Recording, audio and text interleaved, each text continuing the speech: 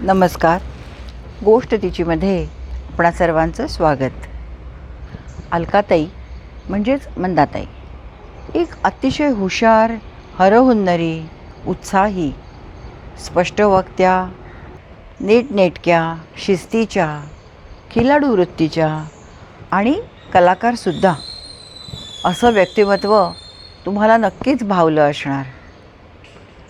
90त पदार्पण केल्याबद्दल त्यांना पुन्हा एकदा निरोगी आयुष्याच्या आणि दीर्घायुष्याच्या खूप खूप शुभेच्छा. आपली आजची गोष्ट आहे, आधी हाताला चटके तेव्हा मिळते भाकर, हे जिनी अनुभवलंय अशा एका मैत्रिणीची. म्हणतात ना, अल्लाह के घर में देर है अंधेर नहीं. अगदी खरं आहे. हेच आहे आजच्या या गोष्टीचं सार. तर ऐकूया मायापुरी ते दासबोध समीक्षक मैत्रिणीचा प्रवास. शृंगेरी मठात पठण हा एकच आहे जिचा ध्यास. ऐकूया गोष्ट तिची. गोष्ट 9वी. नमस्ते. स्वागत आहे गोष्ट तिचीमध्ये मनीषा प्रभुदेसाईचं. त्याचं मी नावच असं घेतलं आहे की मायापुरी ते दासबोध हा एवढा मोठा प्रवास तिचा आहे. तर तो कसा झाला आहे ते आपण आता ऐकूया तिच्याकडनंच. तर मनीषा, तुझं स्वागत आहे गोष्ट तिचीमध्ये. मला सुरुवातीला सांग की तुझं माहेरचं नाव काय, किंवा तू कुठली आहेस, पुण्यातनंच का काय, किंवा बहीण भाऊ कोण कोण, सांग मला तुझ्याबद्दल माहिती. माझा जन्म पुण्यातला. जन्माने कर्माने सगळी पुणेकर. जन्म झाल्यावरती आईवडिलांनी नाव माझं मधुवंती ठेवलं. हो. मधुवंती भालचंद्र मांडके. अच्छा. शिवाजीनगरला जे कोर्ट बांधलेलं आहे ते कोर्ट माझ्या आजोबांनी बांधलेलं आहे. ते गव्हर्नमेंट कॉन्ट्रॅक्टर म्हणून माझे आजोबा काम करत होते ब्रिटिश काळामध्ये. बापरे. मग 1930 साली जेव्हा त्यांचा मृत्यू झाला त्याच्यानंतर मग आमच्या घराला उतरती कळा लागली. मग आमची आजी जी आहे ती तिच्या मुलींना घेऊन पुण्यात आली. मग आम्ही पुणेकर झालो. माझा जन्म पुण्यातला. मला एक भाऊ आणि एक बहीण. अच्छा. आणि भाऊ माझ्यापेक्षा 4 वर्षांनी मोठा. तिला मी शिकले. आधी मी कन्याशाळेमध्ये शिकायला होते. कन्याशाळा आणि मग कॉलेजला SP ला गेले. त्यालासुद्धा अशी पहिल्या वेळेला अशी भीती वाटत होती, कॉलेजला आपण जाणार आहे माहीत नाही. तर माझा भाऊ मला सोडायला आला होता. अच्छा. तो पण त्याच कॉलेजला होता? नाही, तेव्हा भारत हायस्कूलला शाळेत शिकायला होता. पण आमच्या घरची परिस्थिती इतकी बेकार होती की माझे आईवडील मी 6 वर्षाची असताना गेले. अरे बापरे, एवढ्या लहानपणी? एका महिन्याच्या अंतराने माझी आई आधी गेली आणि मग वडील गेले. मग माझी आजी आणि माझी काकू होती. त्यांनी आमचा सांभाळ केला. म्हणजे त्यावेळेला नातेवाईक लोक सगळे म्हणायला लागले, जाऊ दे यांना अनाथाश्रमात इथे करव्यांच्या वगैरे टाकून द्या, कोण जबाबदार. पण माझी आजी म्हटली, जोपर्यंत मी जिवंत आहे तोपर्यंत मी माझी नातवंड माझ्यापासून लांब करणार नाही. मग माझ्या भावाने, तो अत्यंत हुशार, म्हणजे त्यावेळी 10वीला त्याला गणितात 150पेक्षा 149 मार्क मिळालेले. अरे बापरे. पण तो म्हटला माझ्या बहिणीचं मला सगळं चांगलं करायचं आहे म्हणून त्यांनी शिक्षण घेतलं नाही. आणि त्यावेळेला त्यांनीसुद्धा एका पेपर टाकण्यापासनं पेपरच्या लाईनी सगळ्या सुरू केल्या स्वतःच्या. आणि मग वाढवत त्यांनी मग त्याच्यावरती 2 रिक्षा घेतल्या. अरे वा. आम्ही मग 2 बहीण भावंड.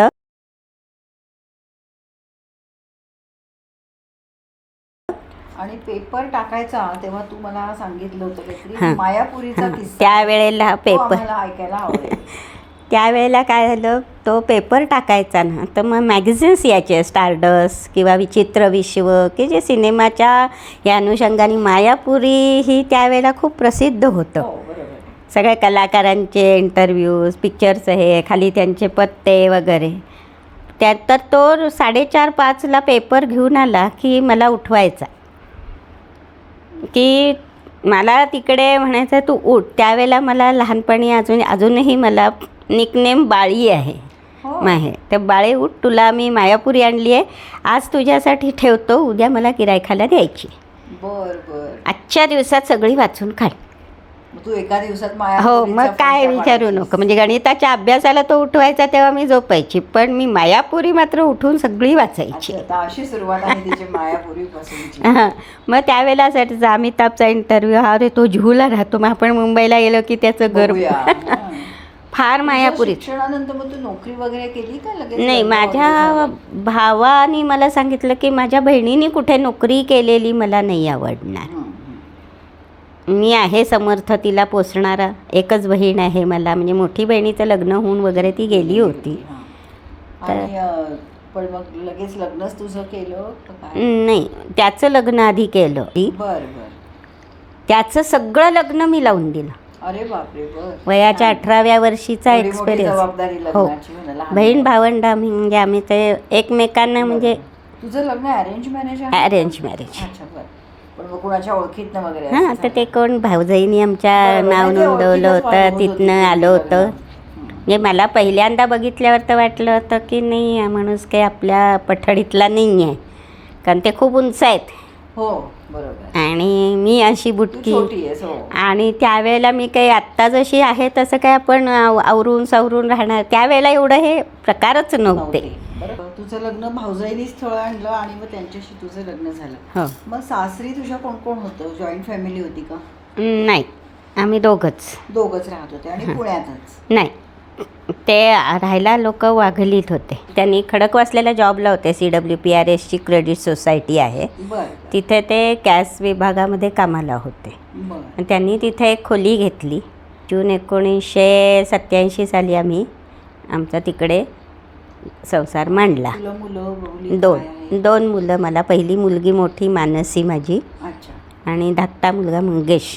बर. ते दोघं काय करतात मग? आता माझी मुलीचा बिझनेस आहे बरं. स्वतःचा. अच्छा. ती ट्रेनिंग देते वेगवेगळ्या कंपन्यांमध्ये. तिने स्वतःची ASBS म्हणून नावाची कंपनी उघडलेली आहे. आणि मुलगा माझा क्रेडिट स्विसमध्ये कामाला आधी होता, आता तो UBSमध्ये शिफ्ट झालेला आहे, कारण क्रेडिट स्विस UBSनी हँडओव्हर हो, केली आता आहे. हे केली आहे. बरोबर. हां, तो तिथे ऑडिट सेक्शनला आहे.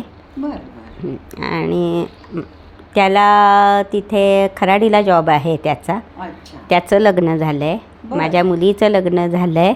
ओके. म्हणजे मेन जबाबदारी हां, तू आता तिला मोकळी झालेली आहे. तिला एक मुलगी आहे, 10 वर्षाची अच्छा, मुलगी बरं. आहे. सून माझी चिंचवडची आहे, आरती म्हणून. अच्छा. ती इलेक्ट्रिकल इंजिनियर आहे. बर. ती पण नोकरी करते, पण ती वर्क फ्रॉम होम असते. अच्छा.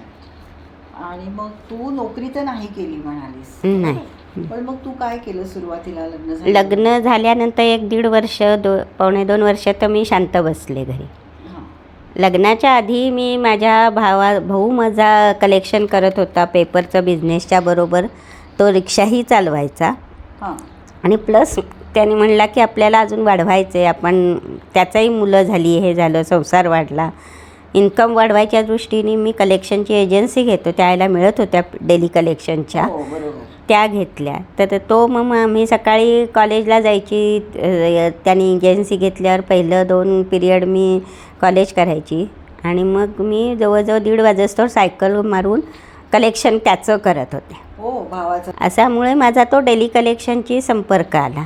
मग आमची वहिनी म्हणली की तू नोकरी तर करणार नाही, पण आता तुला संसार, आपलं घर हे करायचं आहे, मुलं आहेत, मुलगी झाली होती त्यावेळेला मला, तर तू डेली कलेक्शनच का नाही सुरू करत. बरोबर. अशा याने मी ते परत त्यावेळेला माझ्या मिस्टरांनी त्यावेळेला मला 5,000 रुपये दिले होते त्याचं डिपॉझिट भरायला. बापरे, एवढं होतं? त्यावेळेला आम्ही ते 5,000 भरलं. मोठा आकडा आहे हां, त्या काळात. त्यावेळेला हो. ते आम्हाला दिला त्यांनी. बरं. मग तू ते सुरू केलं? ते सुरू केलं तेव्हा पटापटा असं लोक पैसे देत नव्हते. डेली कलेक्शन म्हणजे असं फार असं त्याला काही पत आहे किंवा असं काय रिस्पेक्टिव्ह जॉब नाही आहे. बरोबर. तुम्ही आमच्या दारात येताय आणि पैसे मागताय म्हणून आम्ही उपकार म्हणून तुम्हाला देतो.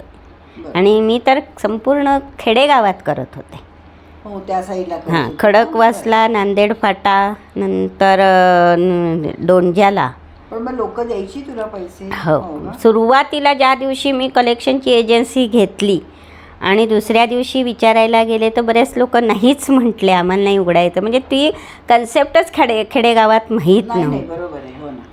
तर एकच फुलवाले होते, 3 रुपये रोजाचं खातं उघडलं होतं. अच्छा, बापरे. आणि डेली कलेक्शनला कमिशन जे होतं ते 3 रुपये, 100 रुपये गोळा केले की 3 रुपये मिळणार.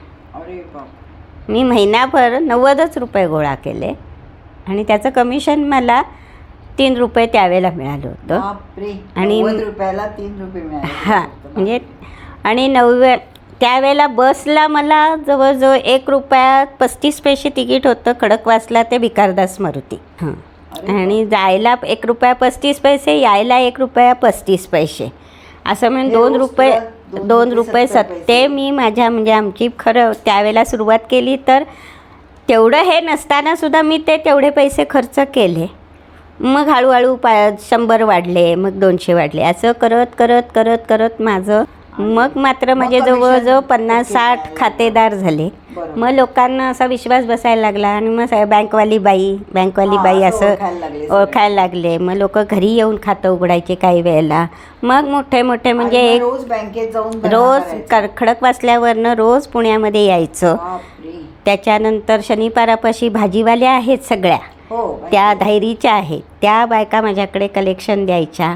मग तिथून चालत जिजामाता बागेला यायचं आणि अच्छा, हो, तिथे आहे संपदा. हां, संपदा बँकेत तो 5 वाजता बँक उघडायची. मग 5 ते 6:30च्या आत आम्हाला भरणा करायचं टायमिंग होतं, तेवढं काम करायची. आणि सुरुवातीला मी अशी हो, जात होते. नाही, खूपच स्ट्रगल होतं खडकवासल्यावर एवढं यायचं रोज. पूर्वी आणि सुद्धा. सुरुवातीला फक्त खडकवासल्याचं क्षेत्र ठेवलं होतं कारण मुलगी लहान होती माझी. बरोबर आहे.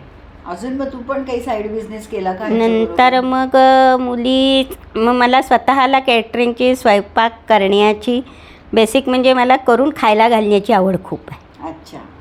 त्यातनं मग मी त्यावेळेला खडकवासल्यात असताना माझं एक सास ब्युटी पार्लर आहे इथं बाजीराव रोडला. हो.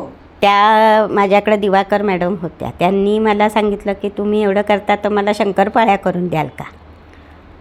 मग मी म्हणजे त्यातनं तुझे खाद्यपदार्थ करून हां, हे करणं आणि सुरुवात आम्ही झाली. त्यावेळेला नवीन नवीन ते धायरीमध्ये एक कंपनी होती, त्यांच्याकडं अशी पिठं विकायचं, असं पिठांचं पॅकिंग होतं, ते आपण आणायचं आणि ते विकायचं. बरं. मग त्याच्यामध्ये 10 पैसे 15 अच्छा, पैसे तुला कमिशन मिळायचं मिळायचं. मग ते आपण नाहीतरी नुसतं फिरतो. हो. मग त्यावेळेला मी तेही करायचे आणि त्यातनं मग मी केटरिंगचा व्यवसाय सुरू केला. बरं. ते सुद्धा करताना मी तिथे संपदा बँकेच्या शेजारी एक माझे स्नेही आहेत, त्यांच्याकडे मी हाताखाली आधी जायची. त्यावेळेला मला दिवसाला 40 रुपये मजुरी मिळायची. बरं. आणि त्यावेळेला मग खूप म्हणजे 50-50 तुला शिकायला मिळालं असेल. हां, हाताखाली की काम केटरिंग करून. भाज्या कशा चिरायच्या किंवा ती करताना मग मी बघायची की फोडण्या कशी करते, काय तयारी करते, कशी करते, बरोबर. असं करून म्हणजे 15-15, 16-16 किलो पिठाच्या कणिक भिजवून पुऱ्या वगैरे सगळं मी बापरे बाप. एवढं केलेलं आहे. पण आपल्या मुलांसाठी, संसारासाठी हो हो, बरोबर. आणि ज्याची आवड आहे ते करावं. तरुण असताना तर आपल्या अंगामध्ये एवढी एनर्जी असते की असते. आपण ती युटिलाइज केलीच पाहिजे. घरनं सपोर्ट खूप होता. मिस्टर माझे मुलांना सांभाळायचे, मुलीला सांभाळायचे.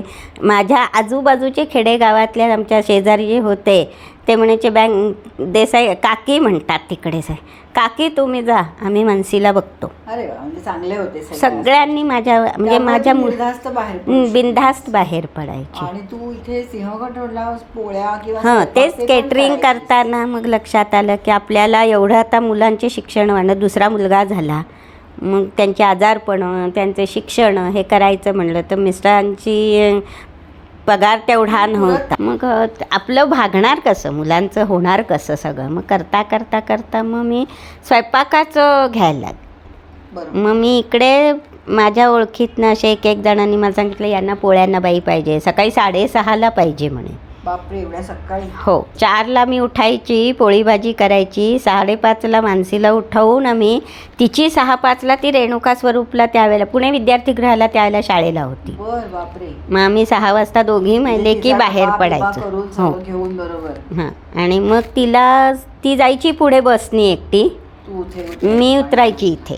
त्या याच्यामध्ये इतकं म्हणजे आपण आत्ताच्या काळामध्ये नाही मुलांना एकटं सोडू शकत, नाही, पण खरं. ड्रायव्हर कंडक्टर माझे इतके सगळे ओळखीचे होते की ते विश्वासू होते देसाईबाई तेव्हा सगळे. तुम्ही हां. जा, आम्ही तिला बरोबर उतरवतो. आणि मग तू तिकडचं काम झालं तिथं मी शिवपुष्प पार्कपर्यंत जवळजवळ 5 घरची कामं करायची. पाठोपाठ हां, एक झालं एक झालं एक करून आणि मग ते झालं 5-10 वाजता की 10:30-10ला सिंहगड सुटायची इकडनं भिकारदासपासून. अच्छा. ती तिथे यायला 10:30 वाजायचे. बरं. मग ती बस मी आनंदनगरला पकडायची हां. आणि ती बसनी मी गोळेवाडीला जायची. हो, पुढे म्हणजे हां, सिंहगडच्या दोनच्यावरनं अलीकडे पुढे ना? दोनच्यावरनं हां. पुढचा स्टॉप गोळेवाडीचा आहे. हो. गोळेवाडीत गेलं की त्या लोकांना तिथे उतरायचं. तिथे एक 5 कलेक्शन्स होती माझी 4-5 अरे हो, ती ते पण करायची. चालू होतंच तुझं, नाही का? तिथून खाली करत करत दोंड्यातलं कलेक्शन करायचं. पुन्हा मी मध्ये बस पकडायची, पुन्हा नांदेड फाट्याला यायची, नांदेड फाट्याचं कलेक्शन करायची, नांदेड फाट्यावरनं परत खडकवासल्याला यायची बसनी.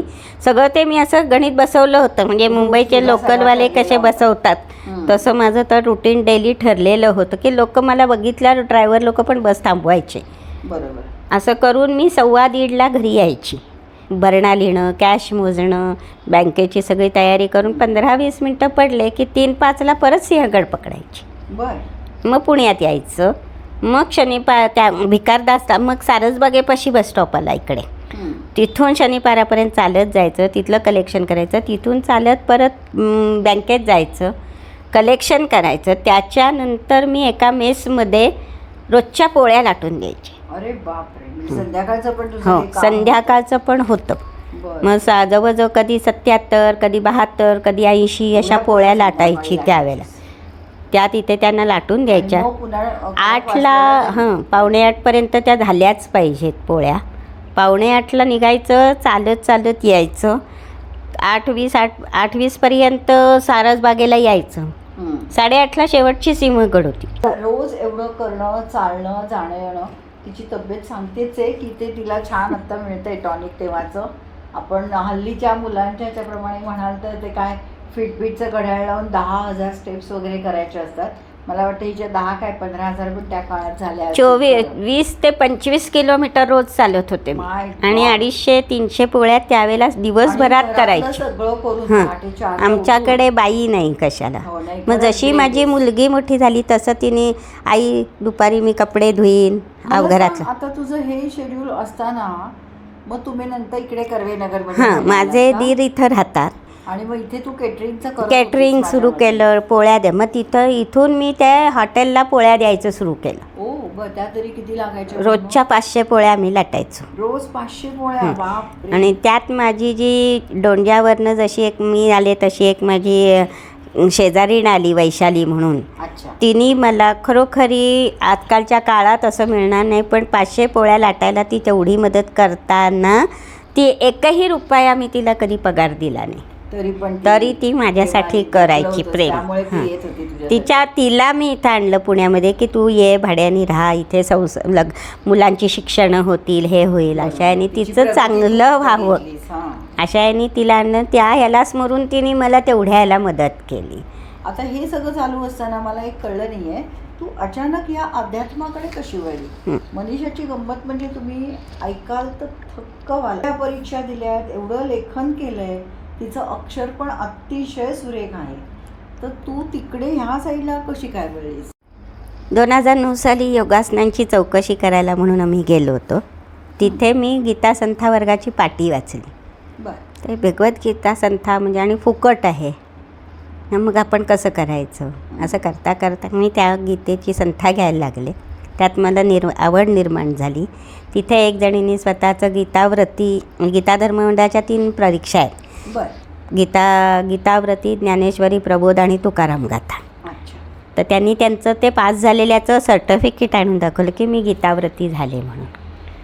मग हे काय आहे, त्यामुळे मला ते मी ओढले गेले त्याच्यात की नाही आपण पण. तुला हे झालं की ते मोराचं पीस बघितलं, कारण त्या सर्टिफिकेटवर मोराचं पीस आहे. अच्छा. ते बघितलं आणि म्हटलं नाही हे आपणही मिळवायचं.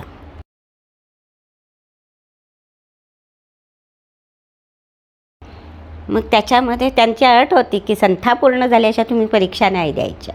संथा म्हणजे काय? संथा म्हणजे समोर त्या शिकवतात मॅडम एक एक शब्द एक एक अर्धा श्लोक मग पूर्ण ओळ अशी ते संथा देतात. पाणिनी व्याकरणासह गीता संथा घेतलेली आहे. मला ती समजवून सांगतात सगळे? नाही, म्हणून घेतात, शिकवतात, ओ, बरं. म्हणून घेतात, त्या मग ते शिकवतात. संथा झाल्याशिवाय तुम्हाला हे करता परीक्षा येत नाही? देता येत नाही. बरं, मग तू ते ती केलं सगळं. दिली आणि मग मी ते गीता धर्ममंडळात जाऊन त्यावेळेला मी ते फॉर्म भरले, ते सगळं मग दरवर्षी तो एक नाद लागला.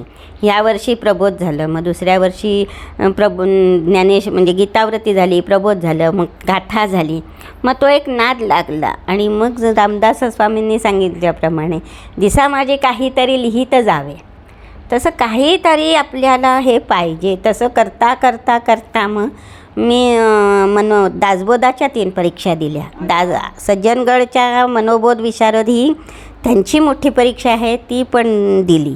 त्याच्यानंतर माझ्या ह्यांना विचारलं मी, समीक्षकांना, अत्रे डॉक्टर आहेत मंत्री हॉस्पिटलपाशी, आता मी काय करू? तर ते म्हणले की तुम्ही आता असं करा, बोला. तर मी त्यांना म्हणलं मला बोलायला स्टेज फिअरिंग आहे, मी घाबरते, मला येतं खूप, पण मला बोलताना समोर क्राऊड दिसला की भीती वाटते. नाही, प्रयत्न करा. पण मी तो काही प्रयत्न अजूनपर्यंत केला नाही. कर प्रयत्न, येईल तुला. जशी तू त्याच्यात मास्टरी मिळवली आहे, विशेष प्रावीण्य मिळालंय तिला प्रत्येक परीक्षेमध्ये, आम्ही बघितलंय. आणि तू ते मध्ये लिहिलंय सगळं, ते पण सांग. त्याच्यानंतर मग आम्ही हे केलं, नामदेव गाथा केली. पंढरपूरचे आयोजक आहेत ते म्हणून.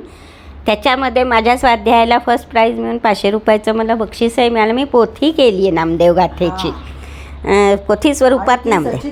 सचित्र आहे. नाही, शेवटचा जो स्वाध्याय आहे त्यांचा, परीक्षेचा वार्षिक पेपर आहे, तो आम्हाला चित्रासहित करायचा असतो.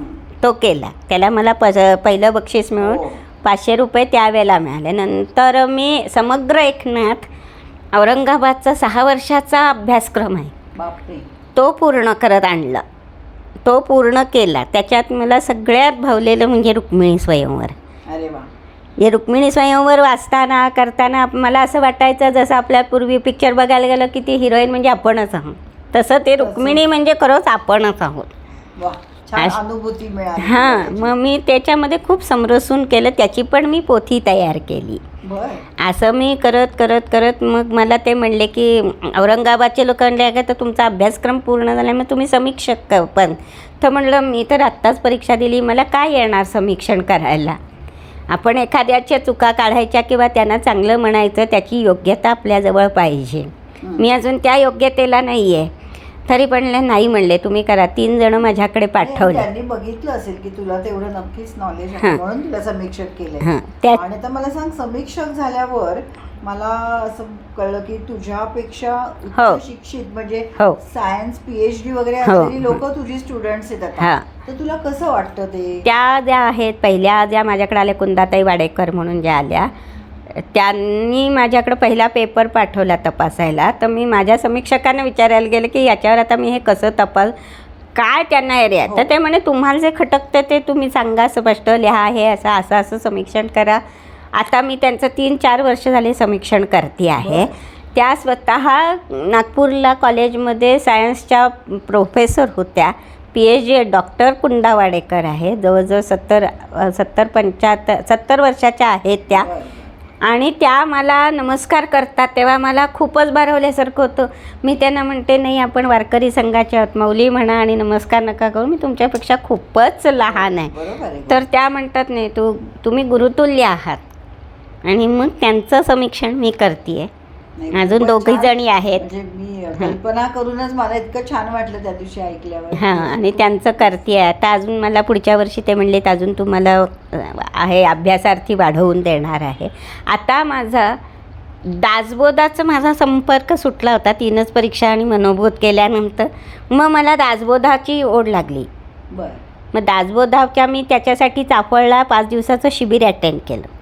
तिथे गेले, मग ते कसं करायचं काय. तर दासबोधाचा सखोलचा जो अभ्यासक्रम आहे त्याच्यामध्ये खूप डीपमध्ये अभ्यास आहे आणि तुम्हाला वयाच्या 65च्या आतच प्रवेश मिळतो, त्याच्यात पुढे मिळत नाही.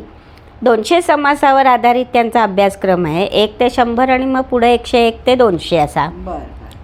त्याच्यामध्ये तुम्हाला पहिल्यांदा आधी परीक्षा द्यावी लागते, जसे हे आता नीट GA काय देतात ना, तसं. त्या सांग तशी तुम्हाला परीक्षा द्यावी लागते. त्याच्यात जर तुम्ही त्यांच्याच पसंतीस उतरलात तर तुम्हाला प्रवेश मिळतो. मी एकदा प्रयत्न केला, माझा फेल झाला, तर मला खूप हे झालं, अरे आपल्याला हे साधी गोष्ट येत नाही. नाही होईल होईल. मग मला दुसऱ्या वर्षी मिळाला त्याचा प्रवेश. आत्ता माझं ते चालू आहे. 200 त्यातले माझे 13 जवळजवळ समाज सोडवून झालेले आहेत. हळू आहे त्याचं काम, पण ते अगदी विचारपूर्वक आणि खूप डीपली त्याचा अभ्यास आहे. अच्छा, अच्छा. आणि मध्यंतरी एका ग्रुपवरनं आलं होतं की दासबोध हस्तलिखित तुम्ही तयार करा. बरं. तर मी म्हटलं बघूया, नाहीतरी काय नुसतं वरती बघायचं आणि खाली लिहायचं आहे असं. गेल्या वर्षी रामनवमीला मी सुरुवात केली होती दासबोध लिहायला, आणि तो दासनवमीच्या आत, म्हणजे मागच्या वर्षी जी मागच्या महिन्यात जी दासनवमी झाली त्याच्या आत तो पूर्ण करायचा होता. मग रोज सकाळी उठून 1 ते 2 समास 6 वाजता उठायचं, पहिलं समास लिहायचे आणि मग कामाला लागायचं आपल्या. बरं, बापरे. नित्यनेमाने ते केलं. म्हणून दासनवमीपर्यंत मला असं कुठेही व्हॉट्सअपवर टाकायचं नव्हतं की माझं अपूर्ण आहे आणि मला मुदत वाढवून द्यावं.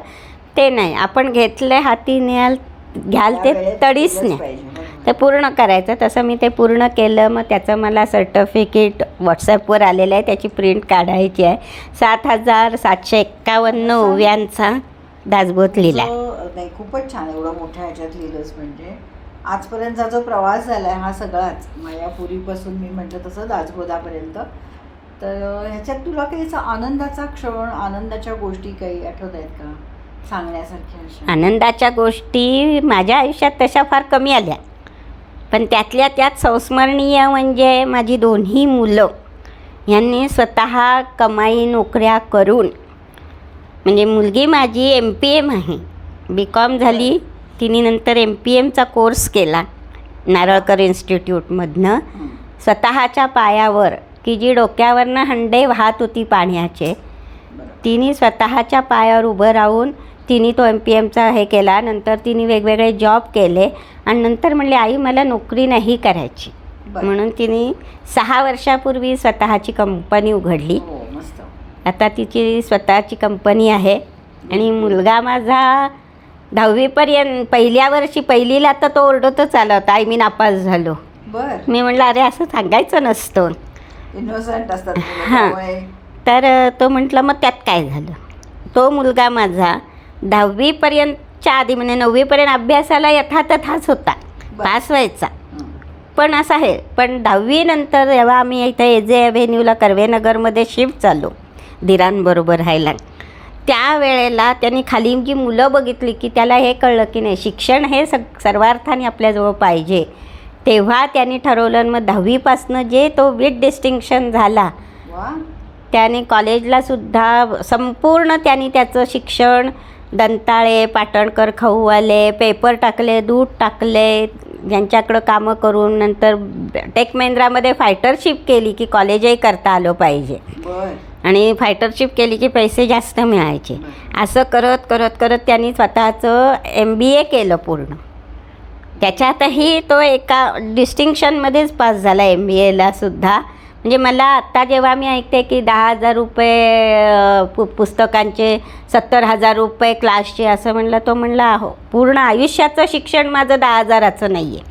त्याला कॉलेजकडनं हे मिळत होती शिष्यवृत्ती, त्याच्यात त्याचा सगळा खर्च व्हायचा. आणि मग त्यांनी मला म्हणलं आई मला CFA व्हायचे. तर म्हणलं म्हणजे हे काय रे बाबा. तर तो म्हणला आई ही अमेरिकन डिग्री आहे आणि त्याचा डॉलरमध्ये पेमेंट करावं लागतं. म्हटलं तू कसं करणार. नाही मी करणार. आणि त्याने ती जिद्दीने नाईट शिफ्ट करत होता BNYला, त्यावेळेला नाईट शिफ्ट करायचा. सकाळी नोकरी झाली की थोडा वेळ झोपायचा, उठून मग परत तो अभ्यास करायचा.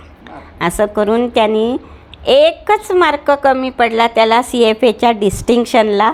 पण तो 6 ऑगस्टला जेव्हा त्याचा रिझल्ट लागला तर तो म्हणला आई मी जेव्हा तो मेलवर आला तर तो बघायचंसुद्धा मला धाडस होईना, आपल्याला काय झालं आहे, नापास आहेत का पास आहे, करता करता त्याने तो घाबरत 6चा रिझल्ट 7, 7:15ला ओपन केला. आणि पहिला मला फोन केला आई मी काटा आला माझ्या अंगावर. त्याने आई मी पास झालो. खूपच मोठी डिग्री आहे गं CFA म्हणजे. हां, तरी ती एकच झाली आहे. लेवल 3 असतात त्याच्यात, त्याची लेवल 1 झाली आहे फक्त. आणि- पण ती पण टफ असते. हां, आणि त्यांनी लग्नसुद्धा माझ्या दोन्ही मुलांनी स्वतःच्या हिमतीवर केलेली आहेत. त्यांनी स्वतःचं घर घेतलेलं आहे आणि माझी अत्यंत काळजी दोन्ही मुलं घेतात. आता परमेश्वर अजून काय कृपेने हवं आपल्याला? माझी मुलं खूपच चांगली आहेत. माझे पुतणे चांगले आहेत. सगळे घरातले आम्ही एकत्र राहतो. आज कुठं जॉईंट, आता हे आत्ते मामे भावंड आहेत. म्हणजे माझे दीर आणि माझे मिस्टर हे आत्ते मामे भावंड आहेत. बरं बरं. पण ते असं कुठं दिसणार नाही, सख्खे राहत नाही. हो, आम्हाला सख्खेच वाटतात म्हणजे ते हां, आम्ही तुमचं इतके नातं एकत्र आहोत, जवळजवळ 30-35 वर्ष एकत्र राहतो. खूप म्हणजे आम्हाला त्यांचा सपोर्ट आहे आणि त्यांच्यामुळे आम्ही स्वतःचं घर, गाडी, करू शकतो. गाडी पण 15 साली त्यांनी मला म्हटलं, आई ही गाडी मी तुझ्यासाठी घेतली आहे म्हणून. नाही, खूपच दिवस छान आलेले आहेत. आता एकदम फर्स्ट क्लास. खूप छान झालेलं आहे खरं आहे. आता काय वाटत तुला नाही. तुझ्या आयुष्यात काही खटकल्यात का गोष्टी? तसं बघायला गेलं तर 75% खटकलेलंच आहे. अरे बापरे. 25% आपणच आपल्याला आजचा दिवस गेला उद्याचा चांगला होणार आहे या आशेवरती मी नेहमी अशीच म्हणते की मला आयुष्यात प्रत्येक गोष्ट मिळणार आहे आणि त्याच्यासाठी थांबायची माझी तयारी आहे. त्याप्रमाणे मला सगळं मिळत गेलेलं आहे. म्हणजे माझा आता हा प्रश्न होताच तुला की तू समाधानी आहेस का या अत्यंत स्थितीला? समाधानी तुझं पहिलीपासनं उत्तर होतं. म्हणजे आलंच आहे. आई वडील नसताना सुद्धा भावासाठी करणं, त्याच्यानंतर आपल्या घरासाठी करणं, त्याच्यानंतर दिरांच्या घरासाठी करणं, त्यातनं म्हणजे करणं दुसऱ्यासाठी, हा माझा बेस आहे की आणि आता पुढच्या जनतेला किंवा पुढच्या लहान मुलांना तू काय सल्ला देशील, काय सांगशील? आताच्या मुलांना सल्ला देणं हे तसं फारसं मानलं जात नाही चांगलं, की काय हे लोक सांगतात आपल्याला. हो, पण तरीसुद्धा तुम्ही डिजिटलच्या मागे न लागता हार्डवर्किंगवर जास्त भर द्यावा, खरं आहे, खरं आहे. असं मला वाटतं. की कष्टाशिवाय फळं नाही. तुम्ही कष्ट केलेत तरच तुम्हाला मिळेल. तुम्ही जर फास्ट फूडसारखं फास्ट रिझल्ट मिळावे असं वाटलं तर ते त्या तात्पुरते असतात. आम्ही जे कष्ट केले त्याच्यातनं आम्हाला जे आंबे फळ लागलं खरं आहे, खरं आहे. ते परिपक्व आणि कायमचं गोडी देणारं आहे. आत्ताच्या ह्याच्यात नाही आहे तसं, कन्सिस्टन्सी नाही आहे आजकालच्या. म्हणजे सगळ्याच मुलांच्यात आहे, नाही असं नाही. पाहिजे फक्त आपलं म्हणणं आहे. हो. आणि मला सांग की तुझ्या दृष्टीने स्त्री म्हणजे काय, एका शब्दात सांगू शकशील? नवदुर्गा. क्या बात आहे. एका शब्दात खरंच सगळा अर्थ आला तुझ्या. खूप छान. तू गोष्ट तिची मध्ये आलीच, आपण तिची गोष्ट ऐकली. मायापुरी ते दासपोच तुम्हाला लक्षात आली असेलच. तर अशाच तुझ्या सगळ्या पुढच्या पण मनोकामना पूर्ण होवोत. आणि आल्याबद्दल धन्यवाद. थँक्यू. धन्यवाद. अशाच प्रेरणादायी गोष्टी ऐकण्यासाठी बघत रहा गोष्ट तिची.